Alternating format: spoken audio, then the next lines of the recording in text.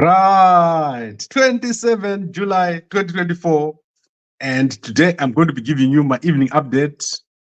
And I normally do this so that when you go to bed, you are clear about what is the important stories taking place in Zimbabwe. And starting tomorrow, the SADC Industrialization Week is going to be ongoing. And this is going to be for a week until Friday. And this is supposed to be the key event following what we saw in Zambia, where I showed you the events. This was supposed to be the next biggest thing happening. But what has happened is that there's been a massive boycott of all the events related to SADC taking place in Zimbabwe because of the human rights abuses in Zimbabwe. Many countries in SADC are very disappointed about what is happening in Zimbabwe. And today, more video has come up of police being prepared to beat up protesters. So I'm going to show you that video later on. But the biggest story today is that there has been a massive boycott of the SADC Industrialization Week by companies. So far, if you go to the venue, there's nothing to show. There are no exhibitors at the place. And this is not an understatement. This is a massive problem, because if you do not have exhibitors from other countries, all you have is a local people. And those local people have not set up. So what is going to happen is, as the week goes, you are going to actually see the actual pictures. I'm going to be showing you the actual pictures of what is happening at the SADC Industrialization Week. What has happened is that most of the people that are coming there is people from the SADC Secretariat and people from Zimbabwe. There are no people from other countries, and no one wants to be involved with an event in Zimbabwe. This is very, very sad. And it's showing Mnangagwa what the situation is like on the ground. People are not happy with what's happening, especially with the arrest of 78 opposition supporters who have been in jail right now for over 40 days without trial. So we've got Timber and 78 opposition supporters sitting in jail without trial. And you can imagine if the SADC people were going to come to Zimbabwe under those conditions, what message are they sending on top of the rigging of the election? The Zimbabwe election was rigged, and SADC has produced a SIOM report that said 17 out of 20 criteria were not met regarding the Zimbabwe elections that were held recently in August 2023. So this is very sad, but this is the situation. Currently, no exhibitors have arrived from other countries. It's only Zimbabwe people and people from the SADC Secretariat. And even those people from the SADC Secretariat are probably going to arrive in the morning because of the current situation. The construction is not yet complete. The roads are still not complete. And I just want to show you Mazoe Road, what it's looking like, the good part. So what they've been showing us is fake. The real situation here is like this.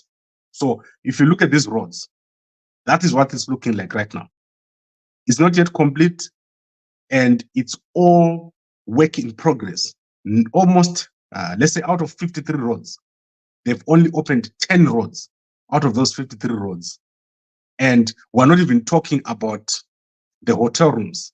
There is nothing to show for the presidents to sleep in. There's nowhere for the president to sleep in. The auditorium or the Harare International Conference Center is not ready. This is a mess. This is the worst preparation of a conference that I've ever seen, of a summit. And they've missed the deadline of 30 June. So as I said to you, almost 27 days, they've missed the deadline and was still in this state. This means after the SADC Industrialization Week, after the SADC Summit, you're going to see all this work stopping, and Zimbabwe will be a massive construction site with no progress taking place because the contractors have not been paid. So all these contractors that are seeing working, most of them have not been paid, and it's a massive problem. I want to show you the video then of the police that they're using for propaganda to threaten people. But I don't feel scared at all. I'm going to be there on the 17th. You're going to see me on the 17th. And very soon, I'm going to be announcing my arrival time. So you guys in Harare can welcome me. But let me show you the video here of the police preparing to beat up protesters.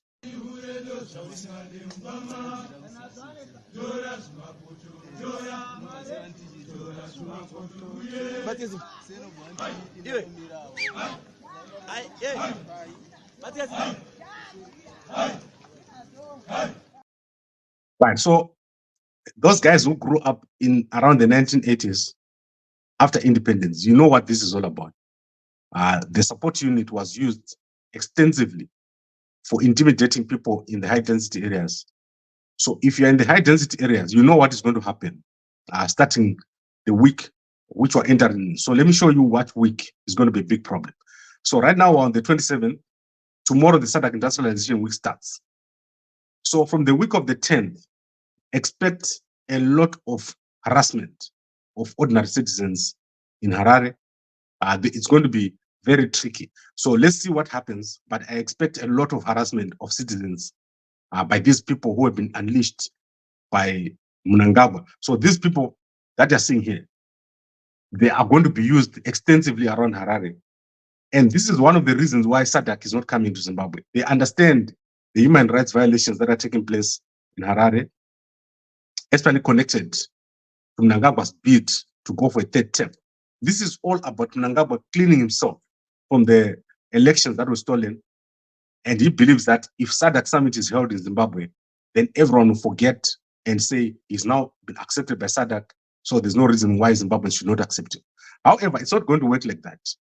The events that are coming after SADC summit, those are some of the most difficult times for Zimbabwe. You're going to see it, and we're going to be talking about it here on a daily basis. So I don't want to take long. I'll be back here in the morning. Tomorrow is Sunday. We've got some of the biggest news stories coming out every Sunday. So I'll be here in the morning giving you the news stories. But to recap, there's been a massive boycott of the SADC Industrialization Week by exhibitors. Exhibitors from Southern African countries have not arrived. Remember last week I told you that the governments did not arrive. They did not participate. Only 3 countries, which is Zambia, Botswana, DRC, and Madagascar. In fact, 4 countries had sent people to be there, to participate. Now it's even worse. The companies are not coming. There is no value in coming to Zimbabwe. That is what most companies are saying, that there's no value and they're not going to be over there. So I would like to thank all of you for watching. Let me quickly look at the comments before I go. Koma Mbatasi is saying, "Iwe ndiwe unoti YouTube yakazara maduzura vanobvuma izvo." And then Mkoma Chuma says, "Unite with others, don't do things alone, Gambakwe." Mkoma Sian Chuma, what do you want me to do with others? What kind of things do you want me to do with others? Promise Mkwanans was out today. He issued a press statement. What is it that you want me to do? Mkoma Sian Chuma, write down what you want me to do with others. You want me to give shares in Gambakwe Media to other people. So within the next few months, I'm going to be giving shares in Gambakwe to certain people, but you have to pay. So very soon, you will see with Gambakwe is going to become a shareholding. You have shareholding in Gambakwe if you've got the money. So don't worry, Mkomasian, but if you want me to do something else to work with others, let me know what I should do. Then Mkoma Tawanda says, "Evening, Gambakwe, thanks for the update. Keep it up." Yes, we're going to give you an update on a daily basis. And there is no one who is in SADC who doesn't watch this. Right now, as I'm speaking here, heads of states, policymakers, ministries, they watch Gambakwe so that they understand what is happening in Zimbabwe. And what is happening in Zimbabwe is that Mnangagwa has arrested 78 members of the opposition. He has locked them up for 40 days without trial. And on Monday, the 29th, these people are going on trial. And SADC leaders, it would be a shame if they came to Zimbabwe and they sat in a hotel or in a conference center when we've got 78 members of the opposition who have done nothing wrong, sitting in jail. I want to see that. I want to see which head of state is going to do that. And as I said, heads of state have already responded to the letters that I wrote last week, and they are working on this. Mnangagwa is not going to get away with this. This is crazy, arresting 78 people and keeping fathers, mothers in jail for no reason. Mkoma Mbatati is saying Gambakwe is a pathological liar. Mkoma Mbatati, don't use long words like pathological. because you don't know what the word pathological mean. So let's Google meaning of pathological. Right, mkoma batatis, pathological liar, right? A pathological lie continuously, lies continuously, often without a clear gain, but that may lie to manipulate others. You're wrong. I don't lie continuously. I don't manipulate anyone, and I've got a lot of gain. Batatis. Clever. Good morning, good evening, good work, Gambakwe. Keep the updates rolling. And Chambuzai is saying, Amai Mashi, you're saying, Amberine News. Thank you very much. Guys, this is important. Let me tell you what we need to do. We need to build a new kind of country, a country that we can all be proud of, not what Anamnanga are doing. And I am committed to building a new future, something fresh, something that will make you proud of your country. And look at other countries around us, how well they're doing. Let's stop this thing that Mnangagwa is doing.